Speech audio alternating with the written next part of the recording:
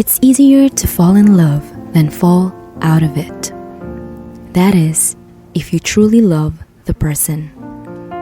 And things become more difficult once memories are made. But how do you really forget someone? The answer is, you won't.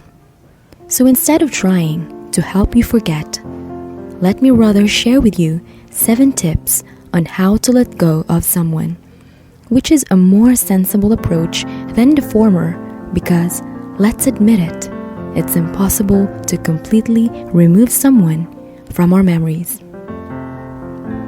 Number 1. Admit the hurt. Stop denying it. The more you do, the more intense the feeling becomes. It might be bearable in the beginning. You can keep fooling yourself. You can distract yourself by staying busy or talking to another love interest.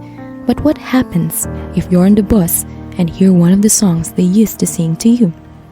What if you see something that reminds you of them? What if someone passes by wearing the same perfume? You see, you just can't escape it. And why would you want to? The sooner you admit you're broken, the faster you'll move on, if that's truly what you want. So if you miss them, then let it be. But try to embrace the longing without feeding your need to contact them again. You can cry as much as you need to. You will feel better afterwards than if you suppress it. For me, journaling really worked well. Whenever I miss him, I write in my journal as if I'm actually talking to him. And the next morning, as I reread it, I thank myself for not sending it at all. So darling, just bask in the pain. Feel it like the heat of the sun. It will take time, but really, time heals. Number 2. Bid farewell. I don't know about you, but for me, I guess one of the reasons why it's harder to let go of someone is because you both parted ways without saying goodbye. Some are afraid of being the one to say the last words because it makes them look weak. And what if there's no response from the other person, right?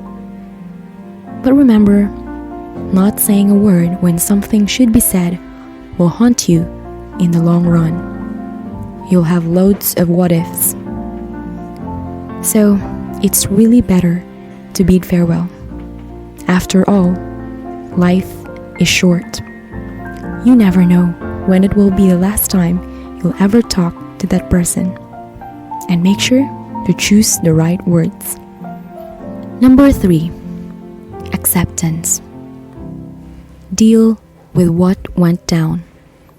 Just accept that things have already ended. If you want to move forward, you can reminisce, but never walk on the same trail again. I know this one's easier said than done, but you have to do it. Accept the fact that there are things that are beyond your control.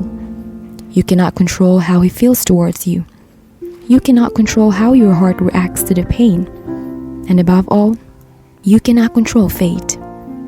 So, it's better to let go. The moment you begin to accept that the person is never coming back, it will change the course of your day. You don't have to wait for your phone to ring, hoping they'll call. You'll find peace. Say goodbye to false hopes. Accept your current season, appreciate it, and be patient. Number 4. Get good at forgiving. When the pain becomes unbearable, forgiveness seems like the last thing we could ever do. How can you forgive someone who broke your heart? But consider this, darling. You too have your own shortcomings. You may not have noticed them, but if you humble yourself, you will sooner or later realize that you were no better than the person who hurt you. You need forgiveness too. And what if from his point of view, you are the one who hurt him? You'll never know. So, forgive first the person and yourself. Forgive your younger self for her mistakes. Forgive her for hindering your healing. Be gentle with your inner child and be the shoulder she can cry on. Remember, apologizing and forgiving are both noble acts of humility. It's okay to make wrong decisions. Just make sure you've learned from them, which leads us to our fifth tip. Ponder on the experience. This is really vital. You have to reflect. Try to assess and scrutinize the reasons why the relationship did not work. Was it him or you? But either way, make sure you take the time to jot down, even just mentally, the things that you've learned from that short encounter. Be aware of your flaws and then put in some self-work. It's not good to put all the blame on the other person. If you do that, you will never mature. You will be blinded. And so, open your eyes to your own deficiencies. It's hard at first, but it will help you become a better human being. You will learn how to build healthy relationships in the future. They say you will attract who you are. So, if you want to attract an honest partner, practice authenticity. If you want to be with someone who embodies serenity, learn the art itself. But you know what, darling? Sometimes opposites attract. So, the best advice I can give you is to continue working on yourself to the point where you become a blessing to others. And lastly, number 7, pray for your healing. Learning to let go of someone is not a linear process. It has its ups and downs. One day you're fine and then suddenly the longing comes back. But that's totally normal. As for me, prayer helped a lot. Pray not just for your own healing, but for the other person too. It might not be that obvious, but for sure, both of you have been wounded by the separation. Let me share with you a Bible verse that helped me endure the heartache. Psalm chapter 147, verse 3. God healeth the broken in heart, and bindeth up their wounds.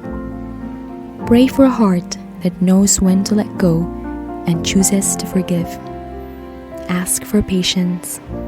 Be grateful for the lessons you've learned. There is no wasted time. You found each other to create a bittersweet love story.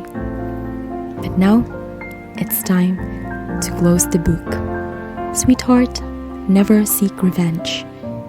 These tips might sound quite absurd, but doing so is better than the alternative. How you react to the painful situation reveals who you truly are.